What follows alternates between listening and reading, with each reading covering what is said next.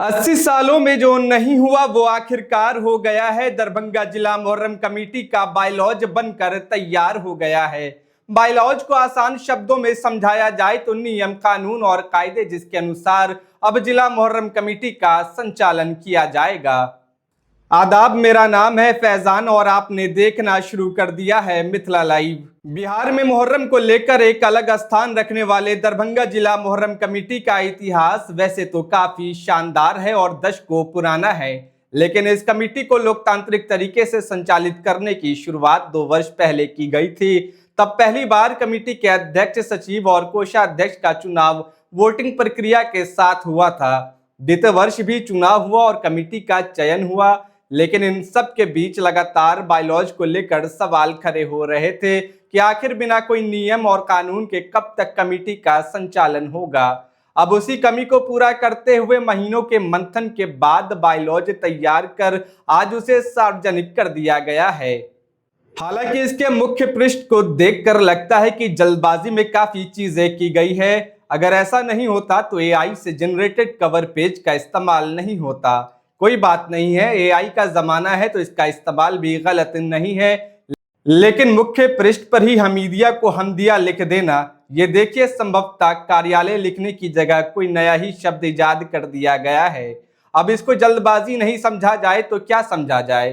खैर, महीनों के मंथन के बाद भी जिला मुहर्रम कमेटी के बायलॉज का मुख्य पृष्ठ ही शुद्ध ना दिखे तो सवाल उठते हैं। खैर, इन सब से अलग जो मोटी मोटी बातें हैं इस बायलॉज में, वो ये कि अब नई कमेटी का चुनाव शूरा कमेटी द्वारा मनोनीत किए जाने वाले 7 लोग करेंगे, जिनका चयन जल्द ही कर लिया जाएगा।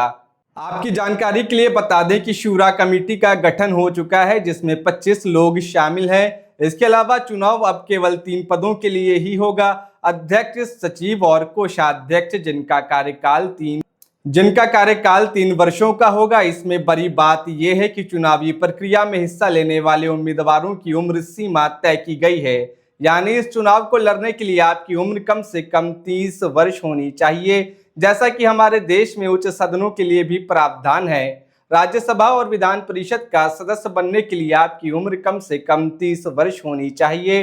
इसके अलावा जो सबसे अहम पॉइंट है वो ये है कि अब जो नई कमेटी बनेगी उसको चहलुम के बाद 2 महीनों के भीतर आमदनी और खर्चे का हिसाब देना होगा। बाकी और क्या कुछ है इसमें वो आपको सुनवाते हैं। आज जिला मुहर्रम कमेटी के सरपरस्तों की एक अहम बैठक हुई, जिस बैठक में बायलॉज की जो बात थी पुरानी, जब आप जानते हैं कि सन 1946 में हाजी विरासत हुसैन साहब ने दरभंगा ज़िला मुहर्रम कमेटी की स्थापना की, लेकिन तब से लेकर अब तक कोई ज़ाब्ता या अमल नहीं था। बायलॉज की बात आवाम के द्वारा लगातार उठाई गई और उसके लिए एक सरपरस्तों की कमेटी बनाई गई। जो बायलॉज आज हम लोग रिलीज़ कर रहे हैं, उस बायलॉज में आप तमाम नियमों को देख सकते हैं। ये 80 साल के बाद ये बायलॉज अमल में आएगा इंशाल्लाह। इस बायलॉज का जो मेन उद्देश्य है, मुख्य उद्देश्य, कि ज़िला मुहर्रम कमेटी किस तरह से शांति व्यवस्था के साथ एक अच्छी कमेटी बन करके ज़िला के अंदर मुहर्रम का संचालन कर सके, प्रशासन के सहयोग के साथ। और जो कमेटी होगी, एक शूरा कमेटी होगी। इसमें जो पहले सरपरस्त कमेटी होती थी उसको शूरा कमेटी का नाम दिया गया है। शूरा कमेटी 25 सदस्यों की होगी, जिसके अध्यक्ष होंगे जनाब शरफ़े आलम तमन्ना साहब और उसके कार्यकारी अध्यक्ष होंगे जनाब वसीम अहमद साहब। साथ साथ तारिक रज़ा साहब इस कमेटी में अहम भूमिका में होंगे, जिसकी बैठक अगले रविवार को, इतवार को होगी इंशाल्लाह। और उसके बाद उसमें से 7 लोगों का चयन किया जाएगा जो चुनाव समिति होगी। पुरानी जो चुनाव समिति थी उसे आज से भंग समझा जाए।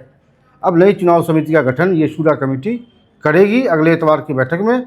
उसके बाद चुनाव समिति अपने लिहाज से पूरा प्रोग्राम जारी करेगी। लेकिन तमाम अखाड़ियों को सूचित किया जाता है, क्योंकि अब जो वोटर होंगे हर अखाड़ा के अखरिया, उनके सचिव और अध्यक्ष, तो आज से 10 दिनों के अंदर वो शरफ़े आलम तमन्ना साहब से संपर्क करके अपने समिति के अखरिया का नाम, उनका लाइसेंस और अध्यक्ष सचिव का नाम निश्चित रूप से जमा कर दें, ताकि चुनाव प्रक्रिया में उनको वोटर बनाया जा सके। वक्त पर जो अखाड़ा अध्यक्ष सचिव का नाम नहीं देंगे, उनके अध्यक्ष सचिव का नाम वोटर लिस्ट में शामिल नहीं किया जाएगा। वो समय सीमा दी जाएगी, उसके बाद कोई आपत्ति कबूल नहीं होगा। सबसे पहला सवाल आपकी शूरा कमेटी से, आपने 25 सदस्यीय शूरा कमेटी बनाई है, वो कौन लोग हैं जिनको आप लोगों ने तय किया? शूरा कमेटी सरपरस्तों ने बनाई है, जिसकी घोषणा आपको अगले संडे को होगी। 25 सदस्यीय जो लोग हैं वो कहाँ से आए हैं? सबसे पहला सवाल। दरभंगा शहर से ही है सब। उनका चयन किस प्रक्रिया के अनुसार हुआ? जो लोग पूर्व से इस कमेटी में एक्टिव थे, उनका इंटरेस्ट देखा गया, ऐसे लोगों को ही इसमें शामिल किया गया जिनका मुहर्रम में इंटरेस्ट है। दूसरा सवाल ये है कि अखरिया की संख्या इस बार बढ़ेगी, और बढ़ेगी तो उसके लिए क्या प्रक्रिया देखिए, होगी? अखरिया की संख्या को रिस्ट्रिक्ट किया गया है। पहले कोई भी आकर के गलत तरीके से वोट गिरा लेता था लाइसेंस लेकर के, कहीं भी गांव देहात से आकर के, वो उसको रिस्ट्रिक्ट किया गया है। जो अखाड़ा किला घाट या करबला आता है, उन्हीं अखाड़ों को इस वोटर लिस्ट के अंदर शामिल किया जाएगा। अगर कहीं से नए लाइसेंस की गुंजाइश बनती है तो उसके लिए कुछ प्रक्रिया है, या जो 72 अखाड़ा भी आपके यहाँ रजिस्टर्ड है जो मुहर्रम? नहीं, हमारे यहाँ अखाड़े तो 122 के करीब है अभी। तो इस बार भी जो 122 अखाड़े ही इसमें शामिल होंगे चुनाव पर? जो भी लाइसेंसधारी अपने लाइसेंस को आकर के चुनाव समिति को जमा करेंगे, उनके लाइसेंसधारी ही वोटर होंगे, और साथ साथ उनके अध्यक्ष सचिव वोटर होंगे। तीसरा सवाल ये है कि जो मुहर्रम कमेटी की जो संपत्ति है उस पर लगातार कई जगह विवाद देखने को मिलता है, तो उसके लिए क्या निर्धारण के लिए प्रक्रिया होगी? देखिए, निश्चित रूप से जिस अखाड़े का जो इमामबाड़ा है उस पर उसी अखाड़े का अधिकार होगा, लेकिन दरभंगा ज़िला मुहर्रम कमेटी उसकी देखरेख करेगी, उसको सहयोग भी करेगी, लेकिन वित्तीय सहयोग नहीं करेगी। लेकिन उसके बचाव के लिए, संरक्षण के लिए जो भी मदद की आवश्यकता होगी प्रशासनिक, वो दरभंगा ज़िला मुहर्रम कमेटी करेगी। आप लोगों ने कहा कि 25 सदस्यीय जो शूरा कमेटी है उसमें से 7 लोगों को चुनाव प्रक्रिया पूरी करने की जिम्मेदारी दी जाएगी, उनका चयन कब होगा? उनका चयन इंशाल्लाह अगले इतवार को करेंगे, अध्यक्ष महोदय बताएंगे। उनके चयन के लिए भी कोई वोटिंग प्रक्रिया होगी? नहीं, उनको अध्यक्ष सचिव को, अध्यक्ष और कार्यकारी अध्यक्ष को अधिकार है, बैठक करके आम राय से बन जाएगा, कोई इसमें कंट्रोवर्सी नहीं है। उसके बाद जो चुनाव की प्रक्रिया होगी, उम्मीदवारों के लिए क्या पैमाना तय किया गया है? वो सब बायलॉज में लिखा गया है। उम्मीदवारों की उम्र 30 वर्ष होनी चाहिए कम से कम।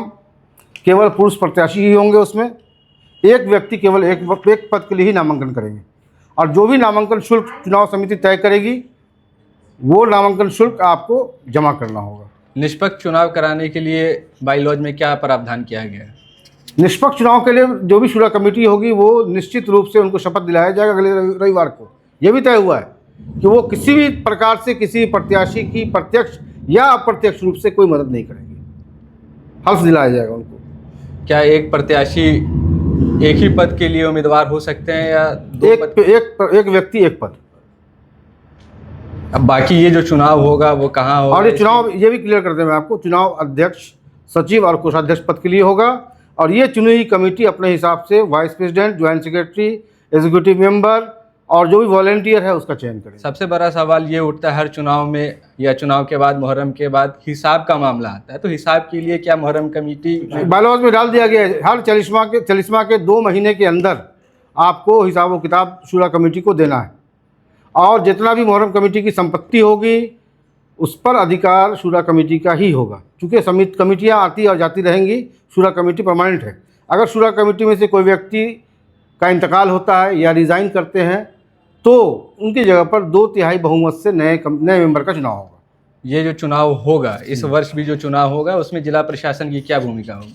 हम लोग निश्चित रूप से, पहले भी जो दो वर्षों में हम लोग चुनाव कराया आपने देखा होगा, और बैलेट पेपर से इतिहास में पहली बार किसी संगठन का चुनाव हुआ, तो निश्चित रूप से हम लोग बैलेट पेपर से ही चुनाव कराएंगे। प्रशासन की मदद पूर्व में ही मिलती रही है हम लोगों को, पुलिस प्रशासन की, ज़िला प्रशासन की, वो हम लोग निश्चित रूप से ज़िला प्रशासन की मदद से ही चुनाव कराएंगे। उनके सहयोग के बिना संभव भी नहीं है।